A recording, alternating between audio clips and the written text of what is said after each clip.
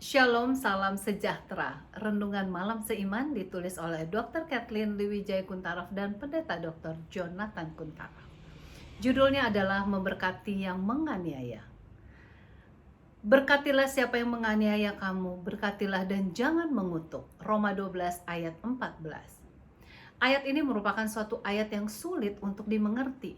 Bayangkan, kita diminta untuk berkati mereka yang menganiaya kita. Benar, inilah perintah Tuhan yang merupakan suatu tanda bahwa bila kita dapat melakukan hal ini, berarti kita adalah orang Kristen yang sejati, yang sama sekali tidak punya keinginan untuk membalas dendam. Justru kita akan sebaliknya mendoakan serta memberkati orang yang telah menganiaya kita. Sungguh satu sikap yang hanya dapat diperoleh bila kita mempunyai kasih sejati yang berasal dari Tuhan. Ini bukan berbicara sebagai suatu teori saja, melainkan sesuatu yang dapat dipraktekkan oleh orang Kristen sejati. Sebab saat rumah dan toko adik penulis dibakar, dan yang membakar merasa dia berbuat amal untuk agamanya, keluarga kami tidak mau balas dendam kepada mereka. Yang dibuat adalah berusaha untuk menolong keluarga adik yang kehilangan rumah dan usahanya.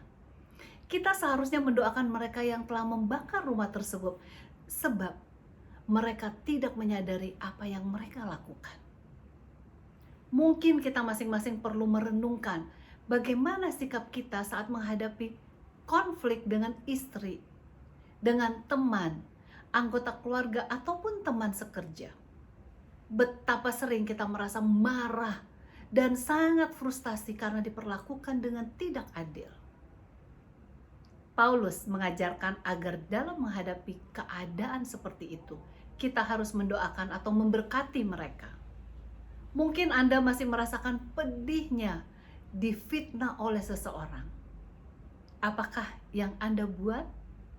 Kalau Anda memilih untuk terus merasa dendam, marah, dan tetap menggerutu, maka kesehatan Anda akan terganggu. Nafsu makan akan hilang.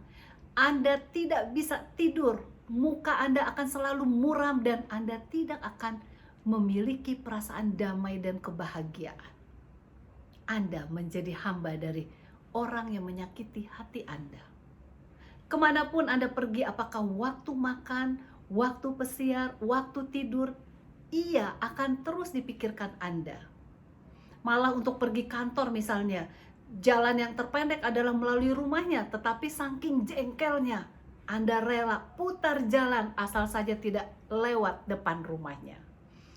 Ia memiliki mobil Toyota dan oleh sebab itu seluruh mobil Toyota di pemandangan Anda adalah mobil yang jelek.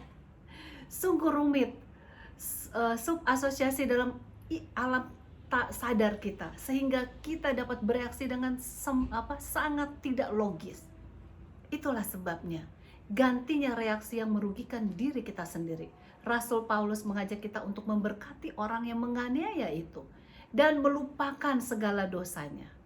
Ingatlah bagaimana Yesus telah buat untuk keselamatan Anda, mati dengan penuh penderitaan hanya agar Anda dapat peroleh keselamatan.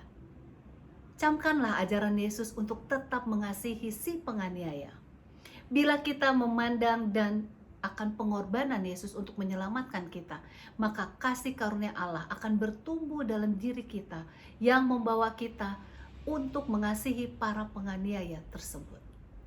Bayangkan, di tengah sakitnya tusukan paku di tangan dan kaki, di tengah pedihnya mahkota duri di kepalanya, di tengah kehausan dan kelaparan dan penderitaan sebab tidak tidur sepanjang malam sebelumnya, tidak makan ataupun minum sepanjang malam, di tengah berbagai ejekan dan perasaan pedih disebabkan baru saja dicambuk dengan cemeti yang berkepala tulang dan logam, namun Yesus masih mendoakan orang yang menganiayanya. Ia masih berseru, "Tuhan, ampunilah kesalahannya. Mereka tidak tahu apa yang mereka perbuat." Luar biasa. Kiranya ini akan menjadi pengalaman kita semua, agar kita tidak perlu memiliki perasaan dendam, sakit hati terhadap siapa saja yang telah menyakiti hati kita. Akan tetapi memiliki perasaan sukacita yang dapat mendoakan para penganiaya kita. Tuhan Yesus memberkati.